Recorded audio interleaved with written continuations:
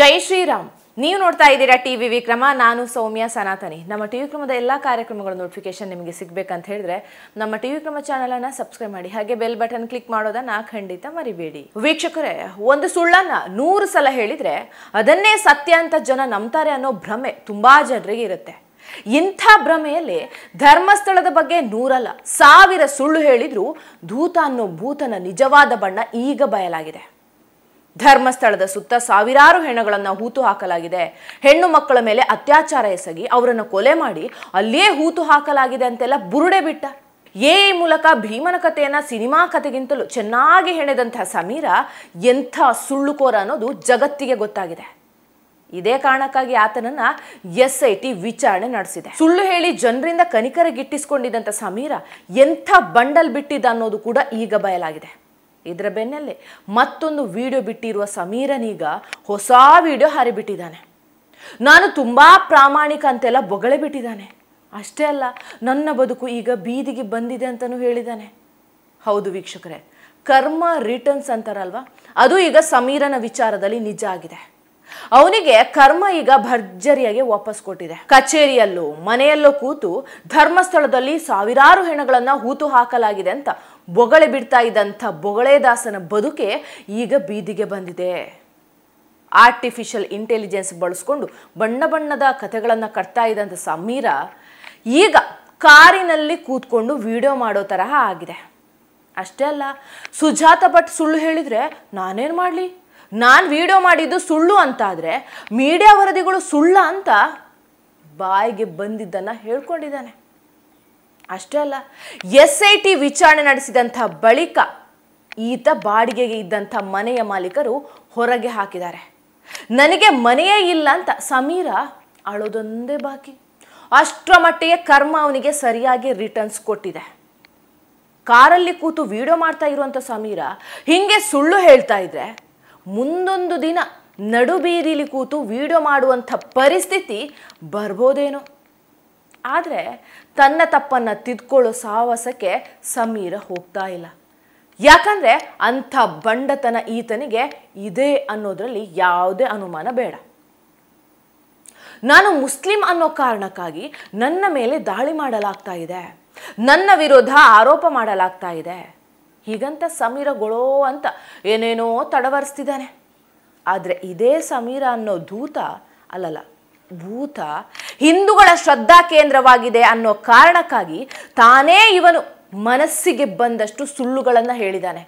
ಹಿಂದೂಗಳ ಆರಾಧ್ಯ ದೈವ ಅನ್ನೋ ಕಾರಣಕ್ಕಾಗಿ ಖಾವಂದರ ವಿರುದ್ಧ ಮಾತಾಡಿದ್ದು ಈತ ಇಸ್ಲಾಂ ಧರ್ಮದಲ್ಲಿರೋ ಹುಳುಕುಗಳನ್ನು ತೋರಿಸಿದಾನ. ಈತ ಮುಸ್ಲಿಂ ಮಹಿಳೆಯರಿಗೆ ಯಾಕೆ ಮಸೀದಿಗಳಿಗೆ ಪ್ರವೇಶ ಇಲ್ಲ ಅಂತ ಕೇಳಿದಾನ.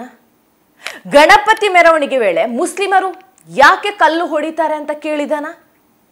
ಯಾಕೆ ಮುಸ್ಲಿಮರೆಲ್ಲ ಲವ್ ಜಿಹಾದ್ ಮಾಡ್ತಾರೆ ಅಂತ ವಿಡಿಯೋ ಮಾಡಿದ್ನ. ಹಿಂದೂಗಳು ಅನ್ನೋ ಒಂದೇ ಒಂದು ಕಾರಣಕ್ಕಾಗಿ ತಾನೆ ಈತ ಧರ್ಮಸ್ಥಳದ ಬಗ್ಗೆ ಸಾವಿರಾರು ಸುಳ್ಳುಗಳಿದ್ದಂಥ ವಿಡಿಯೋ ಮಾಡಿದ್ದು.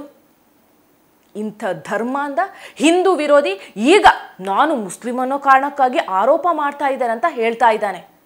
ಆ ಮೂಲಕ ಜನರ ಸಿಂಪತಿ ಪಡೆಯೋದಕ್ಕೆ ಟ್ರೈ ಮಾಡ್ತಾ ಇದ್ದಾನೆ ಅಷ್ಟೇ. ಅನನ್ಯ ಭಟ್ ವಿಚಾರದಲ್ಲೂ ಸಮೀರಾ ತಪ್ಪೊಪ್ಕೊಂಡಿದ್ದಾನೆ. ಸುಜಾತ ಭಟ್ ಅವರು ನಾನು ವಿಡಿಯೋ ಮಾಡೋದಕ್ಕಿಂತ ಮೊದಲೇ ಅವರು ಇಂಟರ್ವ್ಯೂ ಕೊಟ್ಟಿದ್ರು. ಸುಜಾತ ಭಟ್ ಅವರು ಮಾತಾಡುವಾಗ ಮಗಳ ವಿಚಾರದಲ್ಲಿ ಕಣ್ಣೀರು ಹಾಕಿದ್ರು. ಒಬ್ಬ ತಾಯಿಯ ಕಣ್ಣೀರು ಸುಳ್ಳಾಗಿರೋದಕ್ಕೆ ಹೇಗೆ ಸಾಧ್ಯ ಅಂತ ನನ್ನ ಮನಸ್ಸಾಕ್ಷಿಗೆ ಅನಿಸಿ ಆಕೆ ಪರ ವಿಡಿಯೋ ಮಾಡಿದೆ ಅಂತ ಸಮೀರಾ ಬಾಯಿ ಬಡ್ಕೊಂಡಿದ್ದಾನೆ. ಆದರೆ ಧರ್ಮಸ್ಥಳದಂಥ ಪವಿತ್ರ ಕ್ಷೇತ್ರದ ಬಗ್ಗೆ ಯಾವುದೇ ಸಾಕ್ಷ್ಯಗಳೇ ಇಲ್ಲದೆ ವಿಡಿಯೋ ಮಾಡುವಾಗ ಸಮೀರನ ಮನಸ್ಸಾಕ್ಷಿ ಎಲ್ಲಿ ಸತ್ ಬಿದ್ದಿತ್ತು. ಮೇನ್ ಸ್ಟ್ರೀಮ್ ಮೀಡಿಯಾಗಳು ಬಾರಪ್ಪ ಸಮೀರಾ ನಿನ್ನ ವರ್ಷನ್ ಏನು ಅಂತ ಹೇಳು ಬಾ ಅಂದ್ರು. ಹೆದ್ರಿ ಹೋಗದಂಥ ಸಮೀರಾ ಈಗ ಮೇನ್ ಸ್ಟ್ರೀಮ್ ಮೀಡಿಯಾಗಳ ಬಗ್ಗೆ ವಿಷ ಕಾರ್ತಾ ಇದ್ದಾನೆ. ಹಾಗೆ ನೋಡಿದರೆ ಸುಜಾತ ಭಟ್ ಅವರಿಂದ ಧರ್ಮಸ್ಥಳ ಕೇಸ್ನಲ್ಲಿ ಎಷ್ಟು ಸಂಚು ಮಾಡಲಾಗಿತ್ತು, ಯಾವ ರೀತಿ ಕಟ್ಟುಕತೆಯನ್ನು ಹೆಣೆಯಲಾಗಿತ್ತು ಅನ್ನೋದನ್ನು ಬಾಯಿ ಬಿಡಿಸಿದ್ದೇ ಮುಖ್ಯವಾಹಿನಿಯಲ್ಲಿರುವಂಥ ಮಾಧ್ಯಮಗಳು. ಸಮೀರಂದು ಸೇರಿ ಇಡೀ ಸಂಚೆ ಬಯಲಾದ ಬಳಿಕ ಸಮೀರಾ ವಿಡಿಯೋ ಮಾಡಿ ಈಗ ನಾನೇನು ಮಾಡಲಿ ಅಂತ ಹೇಳಿದ್ದಾನೆ. 4 ಪೇಪರ್ ಕಟ್ಟಿಂಗ್ ಇಟ್ಕೊಂಡು ಬಂದು ಮತ್ತೆ ಸಮೀರ ಸುಳ್ಳುಗಳನ್ನು ಬೊಗಳಿದ್ದಾನೆ. ಸೌಜನ್ಯಾಳನ್ನ ಸಾಯಿಸಿದ್ದು ಯಾರು? ಪದ್ಮಾಲತಾ ಅವರನ್ನ ಸಾಯಿಸಿದ್ರು ಯಾರು? ವೇದಾವಲ್ಲಿ ಅವರು ಹೇಗೆ ಸತ್ತು ಹೋದ್ರು? ಆನೆ ಮಾವುತ ನಾರಾಯಣ ಹಾಗೂ ಅವರ ತಂಗಿ ಯಮುನಾರನ್ನ ಸಾಯಿಸಿದ್ಯಾರು ಅಂತ ಸಮೀರ ಹೇಳಿದಾನೆ. ಪ್ರಕರಣಗಳ ಬಗ್ಗೆ ಈಗಾಗಲೇ ತನಿಖೆ ಆಗಿದೆ. ಮುಂದೆಯೂ ಸಾವಿನ ಬಗ್ಗೆ ತನಿಖೆ ಆದ್ರೆ ಆಗ್ಲಿ. ಅದನ್ನು ಬಿಟ್ಟು ಧರ್ಮಸ್ಥಳದ ಆಡಳಿತ ಮಂಡಳಿಯವರೇ ಸಾಯಿಸಿದ್ದಾರೆ ಅನ್ನೋ ತರಹ ವಿಡಿಯೋ ಮಾಡೋದಕ್ಕೆ ಸಮೀರ ಯಾರ್ರೀ? ಈತನೇನು ತನಿಖಾಧಿಕಾರಿಯ ಅಥವಾ ಸರ್ಕಾರವ? ಈತನೇ ಹೋಗಿ ಖುದ್ದು ತನಿಖೆ ಮಾಡಿದಾನ? ಸುಮ್ಮನೆ 4 ಪೇಪರ್ ಕಟ್ಟಿಂಗ್ ಇಟ್ಕೊಂಡು ಜಡ್ಜ್ ಮಾಡೋದನ್ನ ಬಿಟ್ರೆ, AI ಮೂಲಕ ಸುಳ್ಳು ಕಥೆಗಳನ್ನ ಇಂಟ್ರೆಸ್ಟಿಂಗ್ ಆಗಿ ಹೇಳೋದು ಬಿಟ್ರೆ, ಇದುವರೆಗೆ ಸಮೀರ ಹೇಳಿದ್ರಲ್ಲಿ ಯಾವುದೇ ಸತ್ಯ ಇಲ್ಲ. ಯಾವ್ದು ಸತ್ಯ ಆಗಿದೆ ನೀವೇ ಹೇಳಿ? ಖಂಡಿತವಾಗಿಯೂ ಈತ ಹೇಳಿದೆಲ್ಲವೂ ಸುಳ್ಳು. ಇದು ಈಗಾಗಲೇ ಸಾಬೀತಾಗಿದೆ. ಸಮೀರನನ್ನ ಜೈಲಿಗೆ ಕಳಿಸಿ ಅಂತ ಜನರೇ ಹೇಳ್ತಾ ಇದ್ದಾರೆ. ಇಷ್ಟೆಲ್ಲ ಓಳು ಬಿಟ್ಟು ಜನರನ್ನ ಕೆರಳಿಸೋ, ಹಿಂದೂಗಳ ಕ್ಷೇತ್ರದ ವಿರುದ್ಧ ಎತ್ತಿ ಕಟ್ಟೋ ಕೆಲಸ ಮಾಡಿದಂಥ ಸಮೀರ ಈಗ ಮತ್ತೆ ವಿಡಿಯೋ ಮಾಡಿರೋದು ಕೂಡ ಮತ್ತೆ ಸುಳ್ಳುಗಳ ಮೂಲಕವೇ ಜನರ ಎದುರು ಬಂದಿದ್ದಾನೆ. ಭೀಮಾ ಹೆಗಲ ಮೇಲೆ ಹೊತ್ಕೊಂಡು 1000 ಹೆಣಗಳನ್ನು ಹೂತು ಹಾಕಿದ್ದಾನೆ. ಅಲ್ಲಿ ತನಿಖೆ ಆಗಬೇಕು ಅಂತ ಮೊದಲು 1000 ಸುಳ್ಳು ಹೇಳಿದಂಥ ಸಮೀರ ಈಗಲೂ ನಾನು ಹೇಳ್ತಿರೋದೆಲ್ಲ ಸತ್ಯ ಅಂತಾನೆ ಹೇಳ್ತಾ ಇದ್ದಾನೆ. ಅದ್ರ ಜೊತೆಗೆ ಈಗಲೂ ಜನ ನ್ಯಾಯಕ್ಕಾಗಿ ಹೋರಾಡಲಿಕ್ಕೆ ಕರೆ ಕೊಟ್ಟಿದ್ದಾನೆ. ಆದರೆ ಸಮೀರ ತಾನು ಮಾಡಿದಂಥ ವಿಡಿಯೋದಲ್ಲಿ ಹೇಳಿದ ಹಾಗೆ ಇದುವರೆಗೆ ಯಾವುದೆಲ್ಲ ಸತ್ಯ ಆಗಿದೆ? ಧರ್ಮಸ್ಥಳದಲ್ಲಿ 10 ಕಡೆ ಅಗೆದು ಗುಂಡಿ ತೋಡಲಾಯಿತು. ಎಷ್ಟು ಗುಂಡಿಗಳನ್ನು ಅಗೆದ್ರು ಒಂದೇ ಒಂದು ಹೆಣ್ಣು ಮಗಳ ಶವ ಸಿಕ್ಕಿಲ್ಲ. SIT ಇದುವರೆಗೆ ತನಿಖೆ ನಡೆಸಿದ್ರು ಕೂಡ ಯಾವುದೇ ಸಾಬೀತಾಗಿಲ್ಲ. ಬದಲಾಗಿ ಸುಜಾತ ಭಟ್ಗೆ ಮಗಳು ಇರೋದೇ ಸುಳ್ಳು ಅನ್ನೋದು ಗೊತ್ತಾಯಿತು. ಭೀಮನ ಅವತಾರ ವ್ಯಕ್ತಿ ಬಂದಂಥ ಭೀಮ ಇವನು ತಂದಂಥ ಬುರುಡೆಯೇ ದೊಡ್ಡ ಸುಳ್ಳು ಅನ್ನೋದು ಗೊತ್ತಾಯಿತು. ಸೌಜನ್ಯ ಅವರ ಮಾವ ತಂದು ಕೊಟ್ಟ ಬುರುಡೆ ಅದು.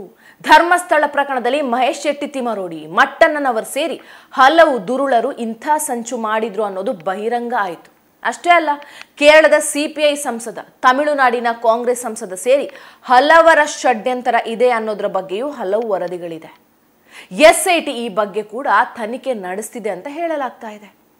ಇಷ್ಟೆಲ್ಲ ಆದರೂ ದೊಡ್ಡ ಹೋರಾಟಗಾರನ ತರಹ ವಿಡಿಯೋ ಮಾಡು, ಪ್ರತಿಭಟನೆ ಹೋರಾಟಕ್ಕೆ ಕರೆ ಕೊಡುವಂಥ ಸಮೀರನ ಮಾತುಗಳನ್ನು ನಾವ್ಯಾರೂ ಕೇಳದಿರೋಣ. ಇನ್ನಾದರೂ ಹಿಂದೂಗಳು ಒಗ್ಗಟ್ಟು ಅನ್ನೋದನ್ನ ಇಂಥವರಿಗೆ ತಿಳಿಸ್ಕೊಡೋಣ. ಧರ್ಮೋ ರಕ್ಷತಿ ರಕ್ಷಿತಃ. ಟಿವಿ ವಿಕ್ರಮ, ದೇಶ ನಿಮ್ಮ ಕೈಯಲ್ಲಿ. ಈ ಕಾರ್ಯಕ್ರಮ ನಿಮಗೆ ಇಷ್ಟ ಆಗಿದ್ದಲ್ಲಿ ಲೈಕ್, ಶೇರ್ ಹಾಗೂ ಕಮೆಂಟ್ ಮಾಡಿ. ಟಿವಿ ವಿಕ್ರಮದ ಕಾರ್ಯಕ್ರಮಗಳನ್ನು ನಿರಂತರವಾಗಿ ವೀಕ್ಷಿಸಲು ಸಬ್ಸ್ಕ್ರೈಬ್ ಮಾಡಿ, ಬೆಲ್ ಐಕನ್ ಒತ್ತಿ.